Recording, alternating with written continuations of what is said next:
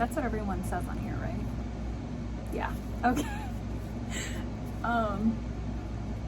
Yeah, okay, so here's the thing. I would love to create like a schedule or be able to say to y'all, tune in every Friday, every whatever. The reality is I live with other people and I don't really, like, you're gonna hear a lot of background noise in my videos. I'm sorry. You're gonna hear my air conditioner on because the air conditioner buffers out whatever noises you may hear from the outside, and that's just where I'm at in life, okay? Yeah. So please like and subscribe and turn on post notifications. I don't know, all of that to help me get out of here. Just kidding. But I'm not. I'm just kidding. Okay. So yeah, I can't set up a schedule yet for filming and editing and posting. So I'm just doing this, and I don't know, hopefully YouTube's algorithm doesn't hate me for it. Probably will. That's okay. This video is going to be the introduction video that I have been like saying I will film. 2 videos later, here I am actually filming it. And yeah, I just decided I'm gonna ask, or put that little ask me anything box on my Instagram and have everyone just ask questions so that I can film and answer them. I felt like that would be easier. Maybe I won't talk as much, maybe this video won't be as long. It's gonna be long. Sorry. Okay. But it was great because that way, yeah, it just gave this film like a bit of a direction. This video, calm down. It's not a film. First question, okay? Perfect. It's gonna perfectly, actually, no, not first question. Cut. There we go. That's how they do it. So first of all, my name is Jessica, but I go by J. You can call me Jess, and I won't mind, but I do prefer J.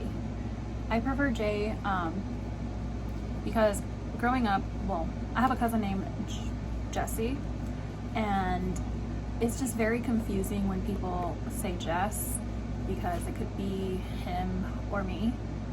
I don't know if they call him Jess, but like for me growing up, I always just prefer J anyways. Just shorter, and then the J in JLOVEKNITS, so it all correlates. I just prefer J. So there we go, that's my name. This first question though, not what, I'm looking at the other one, my bad. Why did you start JLOVEKNITS? Why did I start JLOVEKNITS? I started JLOVEKNITS back in 2012, 2013 as an Instagram page to showcase my crochet knitting items. It was like, back then it wasn't like to push a product really, it was just photo sharing app, you know, just to share. And then I thought, oh great, if people do want to buy some of my stuff, I'm sure there's a way we can make that happen. But it wasn't really that intention, and back then it wasn't widely used the way it is now to sell. So I just really wanted to show my work, and that's how I did it. And that's why I started JLOVEKNITS. I rebranded 3 years. This will be the 3rd year. Next month. Holy moly, next month it will be 3 years since I relaunched. And yeah, that's why JLOVEKNITS started. That's why it started. The next question is, what got you into making reusable items? I love how that like just smoothly went from that question to this. I started making reusable items because it just came to me one day.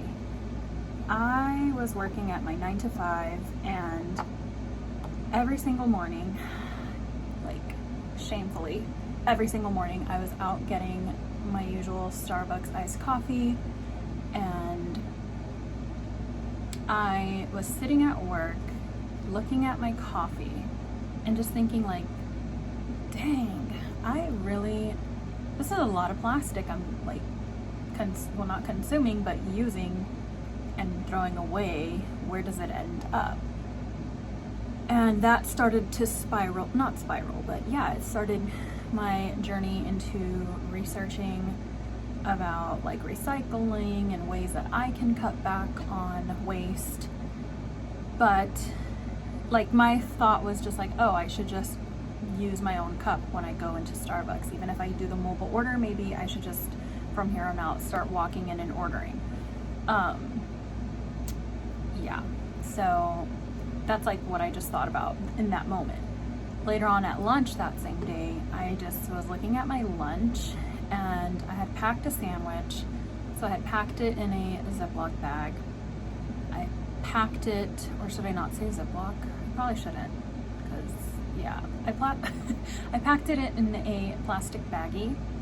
And then I had like chips, I want to say, in a plastic baggie, and fruit in a plastic baggie. And I was just like, there's so much plastic. Like thinking back to my breakfast, my coffee, plastic cup, plastic straw. Now here I am sitting having lunch, plastic baggies for every part of my meal. And it just hit me. I was like, I have to do better. I have to really, like, I always read and have always cared deeply about like animals and the environment and keeping our oceans clean. So I just really knew that I needed to do something for myself, like to stop creating so much waste. And that weekend I went home, I was researching nonstop all weekend, bought some fabric, the wrong type of fabric. I think I bought like upholstery fabric for like the lining of my bags, because I did eventually come across like reusable bags, and I didn't like what I found, not on Amazon, not like anywhere. I didn't care for the prints, the fabric, the designs. I was like, I'm a crafty person. I feel like I can do this. So yeah, bought the materials, because I didn't buy the correct stuff. The fabric, the outside fabric was great. It was cotton. But yeah, the lining was not. It was not. And I hand stitched 2 bags. 2. That was 4. 2.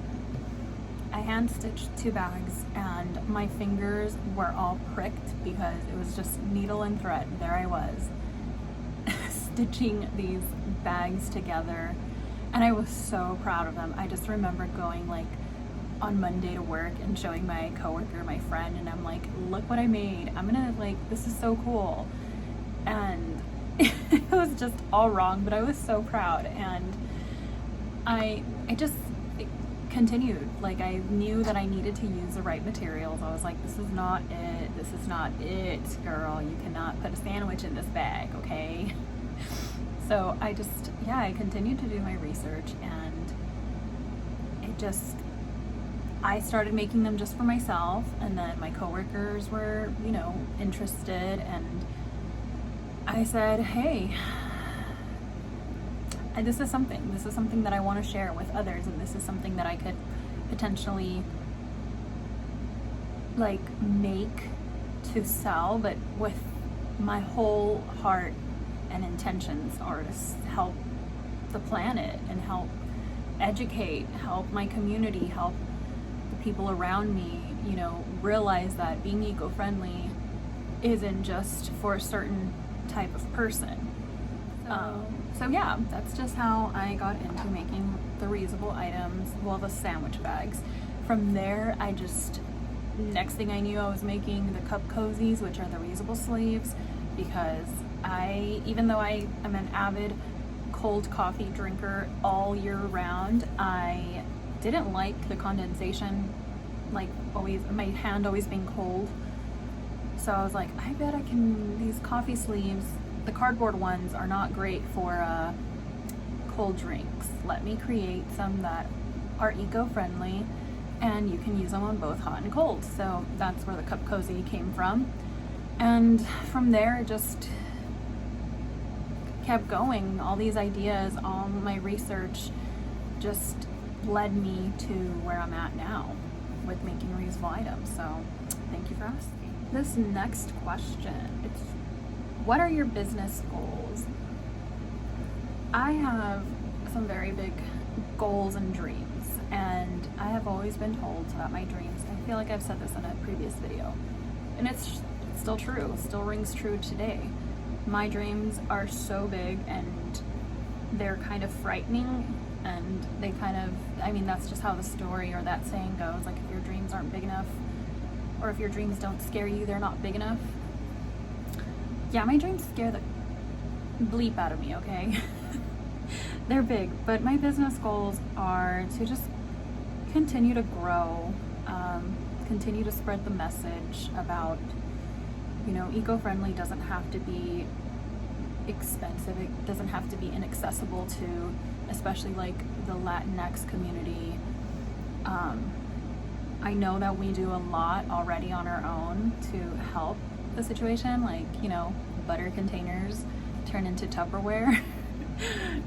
We reuse a lot of things, but my goal is to eventually help that we hold big businesses accountable and say, hey, we actually don't need all this plastic because we have different options and there are different solutions. So that is a big one for me, is continuing to spread that message. Ultimately, I would love to see JLOVEKNITS items in stores, in my own store, in a big box chain. I would love to hire more seamstresses to help me create. I would love to have like a team of like very well paid seamstresses, people that work in like our own warehouse. I would just create jobs for so many people, and also keeping in mind like it's ethical and everyone is making a living wage. So I have really big dreams and big goals. I hope to continue to make videos here, hopefully soon create like educational videos on, you know, just there's so many different things that I would love to do. I don't want to divulge too much because like el ojo malo, you know, like I don't want people giving me the evil eye. but it's true. So I'm not going to speak everything until they come to fruition. Okay? Not. Ooh, some personal questions here. Ooh. How old are you? Are you married? Do you have kids? Okay. I'm 29 years old. I am not married yet. I do not have children yet. Maybe we'll go and get a little more personal on a different video, but not today. So as of now, I do not have any children. No. What's your favorite color? Ooh. You would think, I bet you're gonna think I'm gonna say pink or coral. It's not. Or like anything in my brand colors. No. My favorite color is periwinkle, and maybe you're like, what the hell is that? It's kind of like a lavender with blue tones. Oh, lavender. Yeah, lavender, periwinkle. That's my favorite color, really, truly. I wear, yeah, black. Yeah. Those are my favorite colors. Okay. Next question. What has been your biggest obstacle? I feel like as a small business, I call myself a micro business, okay? Like, and I think a lot of people would consider me like a hobbyist, a lot of us in the small business community, but we are small businesses.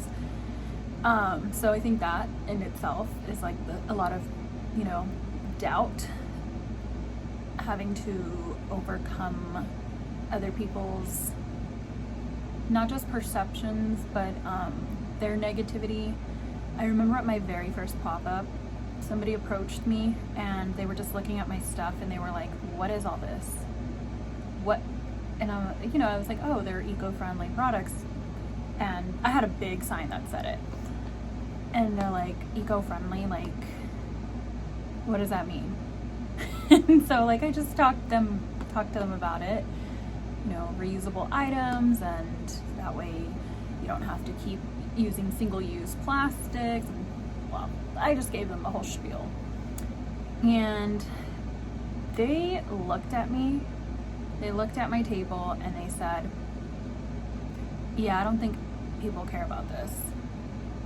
And I was like, oh, cool. Well, I beg to differ, and that's why I'm here, to talk about it and hopefully get some people to care. And that person just kept staring at me dead face, like, good luck with that. And I was just like, oh, okay, yeah, great. Another one of the like bigger pop-ups that I participated in, it was like my first time as well at this particular one, and somebody was looking at the straw pouches I make, and they used to come with the straws and the brush cleaner, so it was like a set, and they were just like, oh, this is what this is, because they pulled open the pouch and saw the straws in there.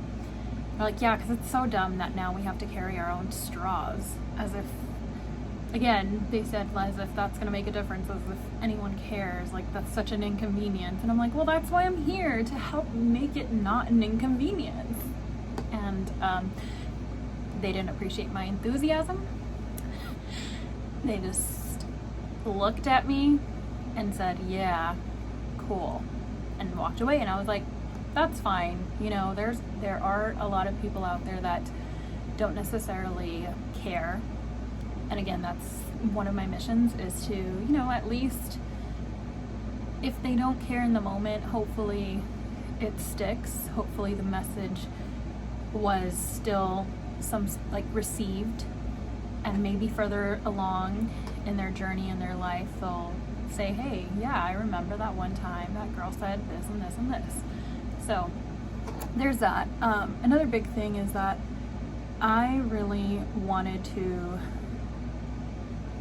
not educate, because I feel like my community, the Latinx community, are already, very well aware of the situation, but I even had a difficult time when I was talking to the elders in my family about it. Some of them were kind of like discouraging and like, oh, that's whatever. I'm more about the convenience, and it's easy to just, use a plastic bag. It's easy to just use a single-use straw. So I remember at a pop-up again, having this kind of discussion or conversation with a customer about that, and how I really wanted to, I haven't seen, not yet, or at the time, I had not seen somebody that looks like me talk about eco-friendly products and talk about, reusable items. So that to me was like important, because I didn't want my community to think that it was, again, inaccessible to us, and something that we shouldn't care about, and something that we don't get to participate in, if you will, if you catch my drift. And this person did tell me, they said, well, you don't look like somebody who would care, or like somebody, like you're better. And it was at a Latinx pop-up, so they did kind of indicate to me that I would have better luck, these were their words, I would have better luck at a different event with a different crowd. And when they said that, I kid you not, my blood did boil, because I said, no, that's not true. My community does care. They do. I mean, like I said before, we are very resourceful, and we do reuse a whole lot of single-use plastics, okay? We do. And even repurpose. We are not, you know, I was very offended and taken back by that comment, that they would suggest that not only do I not look like the face of a brand that would be about eco-friendly and reusable items, and that they suggested I shouldn't participate in events where my own community is at because they don't care. And I just couldn't believe that. And that only made me want to continue this journey and keep going. So while I can see, or while I do kind of consider the negativity surrounding that other people have, or the misconceptions that others have, kind of like an obstacle. I mean, there are many obstacles. I mean, between, you know, having failure or product launches that fail, just there's so many obstacles that I have faced as a small business, as a Latina business owner trying to talk about and create reusable items. There have been many, but even my own personal obstacles, you know, mental health. But I will continue to overcome them. I will continue to face them and press forward, because that's just who I am.